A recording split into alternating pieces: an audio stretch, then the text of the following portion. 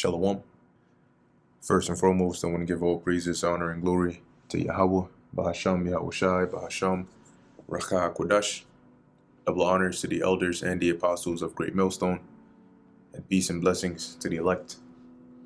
And today we're going to go into Ezekiel, the 8th chapter, and pretty much in the 7th chapter, in the previous chapter, when we went through, the Lord was, continuing to pronounce judgment against Israel through the prophet Ezekiel, and describing the things he was going to do because of the wickedness that they were committing in the land. Now, in this chapter, the Lord actually shows Ezekiel what he's talking about. Okay, because Ezekiel is in Babylon right now, but the Lord is showing Ezekiel what's actually happening in Jerusalem, the wickedness and the abominations that they're doing over there, and why he's going to bring that judgment to them. So this is Ezekiel chapter 8, verse 1. And it came to pass in the 6th year, in the 6th month, in the 5th day of the month, as I sat in mine house, and the elders of Judah sat before me, that the hand of the Lord Yahweh fell there upon me. Then I beheld, and lo, a likeness as the appearance of fire. From the appearance of his loins, even downward, fire, and from his loins even upward, as the appearance of brightness, as the color of amber. So basically, Ezekiel here, he's in his house, right, in captivity, and he gets this vision. Okay, pretty much gets this vision as he was there with the elders, because remember, Ezekiel was a priest. So as he was there, he pretty much gets this vision, and in the vision he sees, similar to how the Apostle John got those visions while he was on the Isle of Patmos. Some of them he was just seeing actual things happening, and some of them felt like he was taken and put into a certain setting, where you can turn around, you'll see things going on left, right, and so on and so forth. All right, obviously hear things. So he's describing this figure that he saw, and he's saying this figure is like the Human Torch, like from Fantastic Four, But anyway, verse 3, and he put forth the form of an hand, and took me by a lock of mine head, and the Spirit lifted me up between the earth and the heaven, and brought me in the visions of God to Jerusalem. So pretty much as he's there, he possibly was could have been in a trance. When these things happen too, you don't know how fast it is, right? To Ezekiel, it could be he's experiencing all of this, but in the real world, this could be just like that. Okay, but the point is, he sees this figure like in this fiery appearance, and then that figure puts forth his hand and basically grabs him by his hair, and then beams him, lifts him up. Okay, and then basically takes him to Jerusalem. All right, not physically, but through a vision. It says, and brought me in the visions of God to Jerusalem, to the door of the inner gate that looketh toward the north, where was the seat of the image of jealousy, which provoketh to jealousy. And as we keep reading, you'll see why I said that he wasn't physically there. He could see it, but when I say physically, I mean he wasn't his whole body wasn't teleported there. But what he says is, in this vision, when he's basically seeing what's happening in Jerusalem, it says here, to the door of the inner gate toward the north, there was the seat of the image of jealousy, which the image of jealousy was an idol. So he basically saw this idol that was built or set up, which provoketh to jealousy. And provokes who? It provokes the Most High, right? The Most High hates these idols. They're something that incurs his wrath. So Ezekiel basically turns, the first thing he sees is this idol over there that pretty much, pisses off the Most High. Verse 4, and behold, the glory of the God of Israel was there, according to the vision that I saw in the plain. So remember, going back a couple of chapters, when the Lord told him to go to the plain, he saw those chariots, right? He saw the chariots of the Lord and all of that. So when he was there, he saw that idol. He also saw the chariot, right? And he said unto me, Son of man, lift up thine eyes now the way toward the north.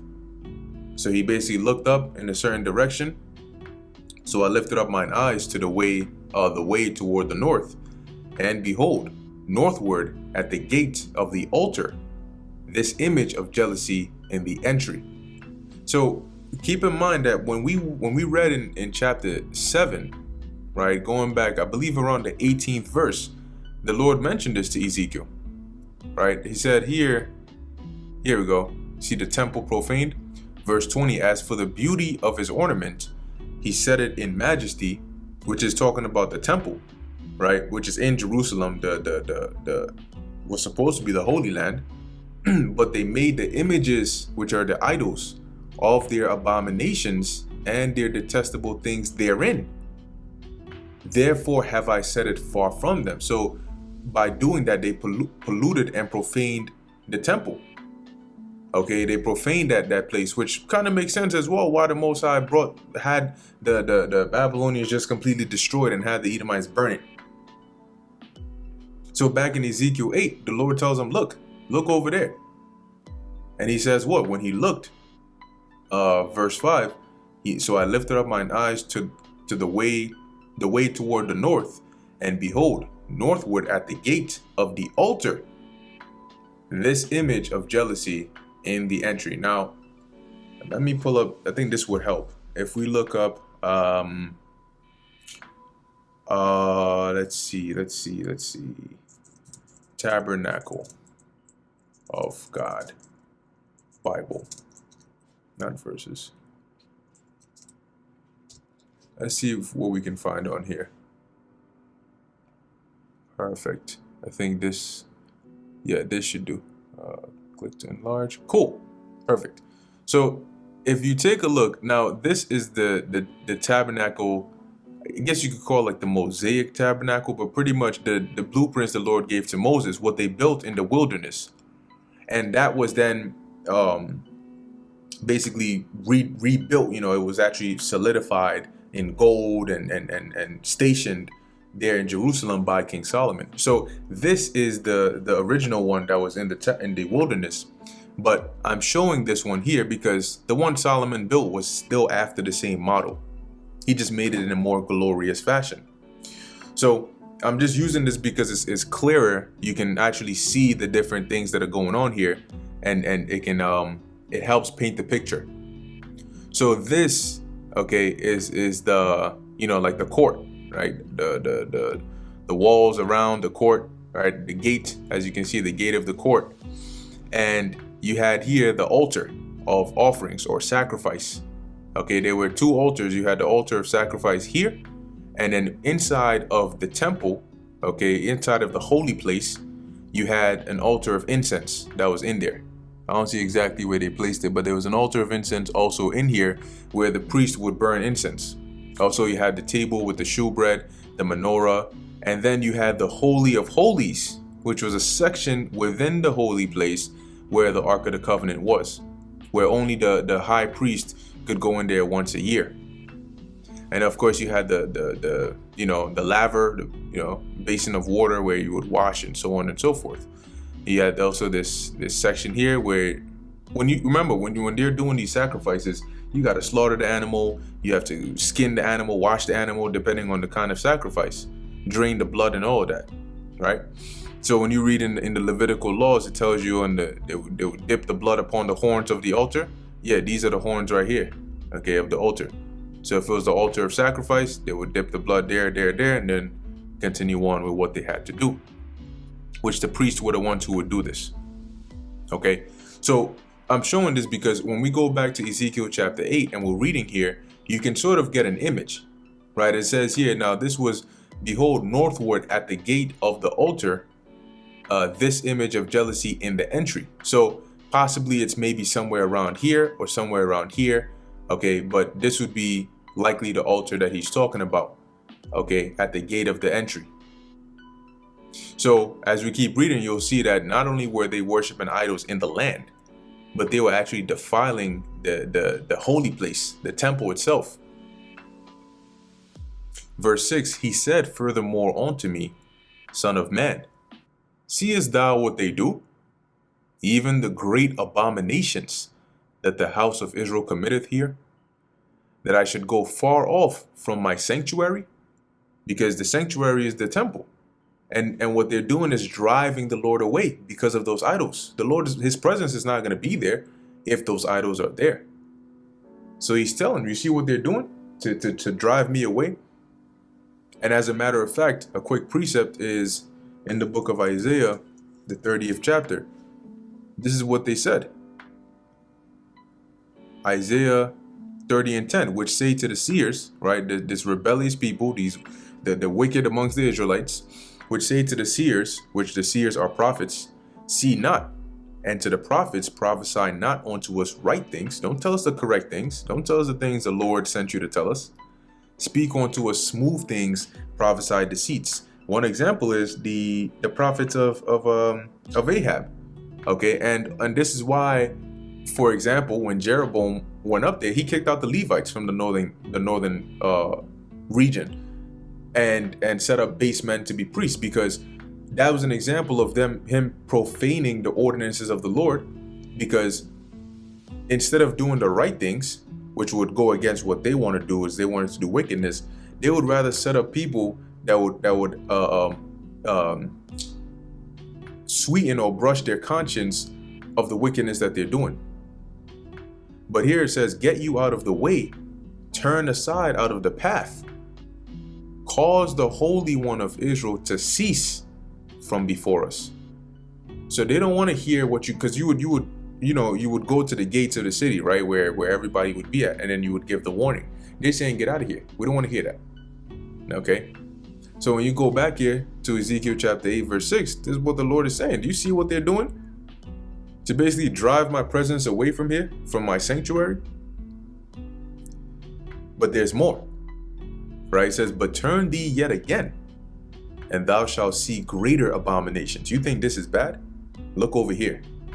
Let me show you something. Verse 7, and he brought me to the door of the court, and when I looked, behold, a hole in the wall. So this would be the court, right? As you can see, it says the gate of the court. So this here would be the court, and the door would be the entrance here.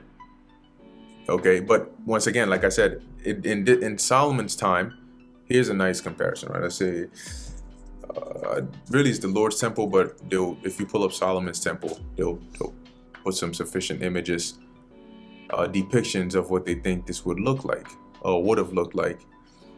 I hope I can get a better one, but all right. Looks like maybe this would be the best I can find for now. So you can see here, this is similar to what we're seeing here. All right, but this is more, more up there. You can see the gold, but it's still the same thing. This is the altar of sacrifice, except now you got the stairs and everything. This is still the water that they would use, right? This is still the ground, the court area, and then the door that leads into the holy place. Still had the same things in the holy place, and then inside of the Holy of Holies, you had the Ark of the Covenant. Okay, but I'm just using this one for demonstration purposes. So the Lord says, look over here. And he brought me to the door of the court.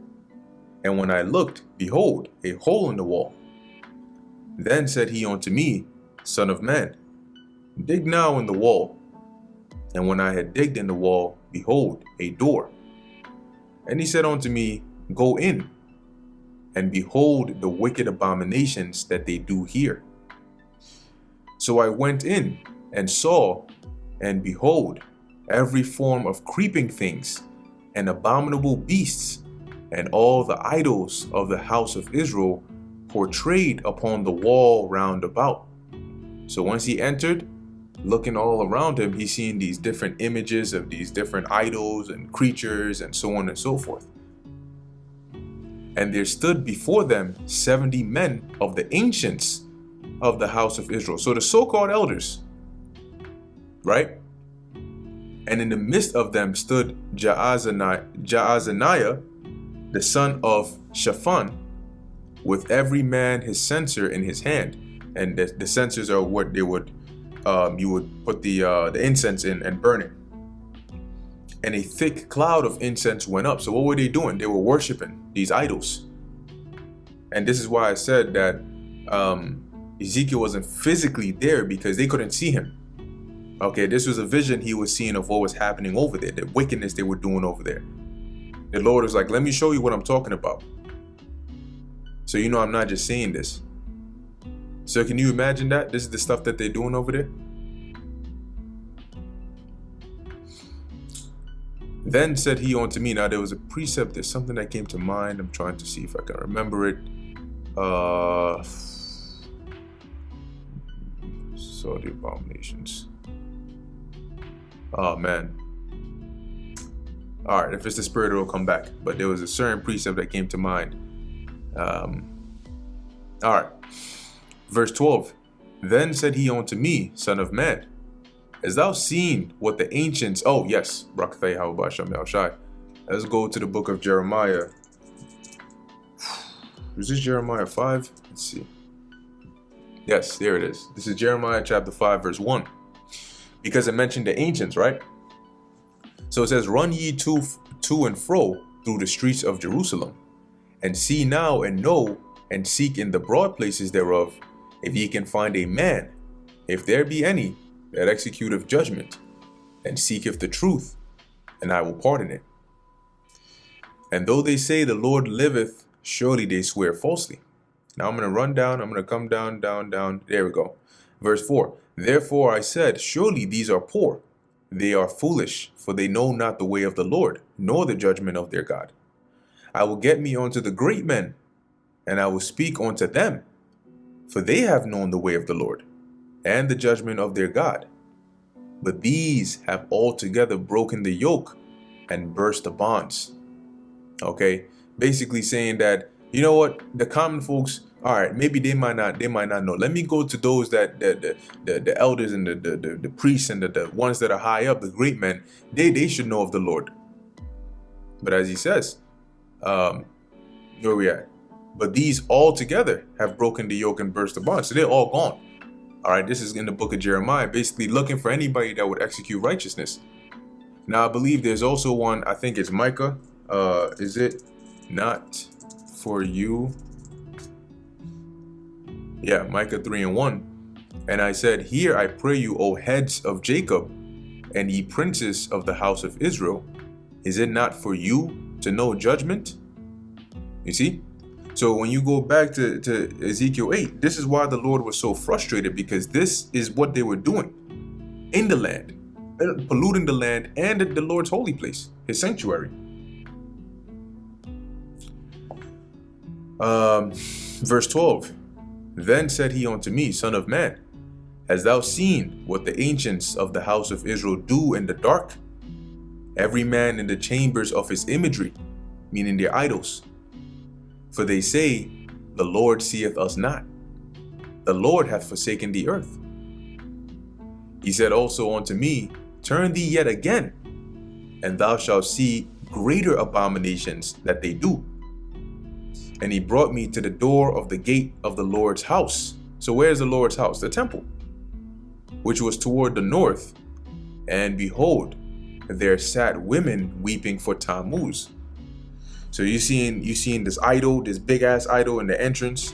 You seeing the images of these idols upon the walls being worshipped. You're seeing the women weeping for Tammuz. I mean, just all manner of wickedness. But there's more. Verse 15, then said he unto me, hast thou seen this, O son of man? Turn thee yet again, and thou shalt see greater abominations than these. And he brought me into the inner court of the Lord's house. Okay, so now you get into the inner court, which should be somewhere around here. Now I know in later years when the temple was rebuilt, you had like the outer court, like they call the court of the Gentiles, and then the inner court. And the separation was that only certain individuals could go past certain, areas. I think there was a part called like the court of women, if I'm not mistaken. But there was another part where only men, specifically only priests or so, could enter, right? But nevertheless, the point is, as Ezekiel is looking around, he's just seeing more and more wickedness. And now, they've just, how much worse can it get? We're talking about in the presence of the Lord's house. Is not this the house that King Solomon built for the Lord? It says here, and he brought me into the inner court of the Lord's house, and behold, at the door of the temple of the Lord, between the porch and the altar. So if we take a look here, okay, this would be the altar. Okay, now it's either because it doesn't specify which altar it is, right? So it could be this outer altar here, okay, or it could actually be maybe the altar of incense that's inside. All right, because Ezekiel says here he was at the door of the temple, okay, which in this case would likely be the holy place where you would actually enter the temple, not on the outside. But he says here, between the porch and the altar were about 5 and 20 men, so 25 men, with their backs toward the temple of the Lord and their faces toward the east, and they worshiped the sun toward the east. Then said he unto me, Hast thou seen this, O son of man? Is it a light thing to the house of Judah that they have committed, or that they commit the abominations which they commit here? So you see what they're doing? Is this like like an everyday thing? This is just light work? This is a heavy deal of wickedness that's going on here. And they're doing it like it's all good, with absolute no regard for me at all. It says, is it a light thing to the house of Judah that they commit the abominations which they commit here? For they have filled the land with violence, and have returned to provoke me to anger. And lo, they put the branch to their nose. Now, when you look that up about putting the branch to their nose, certain sources refer to this as part of a ritual that was done by the Persians, I think somewhat related to Zoroastrianism, you know, in worshiping the sun, where they would put like I think they would mention like a twig, a branch, pomegranate, and all these things to their nose. Some sources say so that their breath wouldn't pollute the atmosphere as the sun god is rising or whatnot. Okay, but all in all, what they were doing was a provocation to the Lord. And that's what he was showing Ezekiel here. And that's why in verse 18 it says, Therefore will I also deal in fury. Mine eyes shall not spare, neither will I have pity. And though they cry in mine ears with a loud voice, yet will I not hear them. Okay, and that's pretty much the end of Ezekiel, the 8th chapter. But now you see why the Lord did what he did, or why the Lord does what he does. He's entirely fair. And you can see an example today. Now, today the Lord shows us, he doesn't have to take us through a vision like he did Ezekiel, but he shows us by looking left, right, and all around us the wickedness that our people are committing. So when he brings the judgment, verse 18, he's justified in not having mercy. And that's what he's saying here. He's saying, look, remember the things I was telling you? The wickedness they're committing? And this is why I told you to make that lay that siege, right? This is why I told you the things I was going to bring a famine among them. This is why I told you my wrath was going to be upon them. Look over there. Look over there. Look at that. These are the things that they're doing over here. Therefore, I'm going to bring judgment upon them. And that is the end of Ezekiel chapter 8. So with that, Lord willing, you are edified. In closing, I want to give all praises, honor, and glory to Yahweh, Bahasham, Yahweh Shai, Bahasham, Recha Kodash. And until next time, Shalom.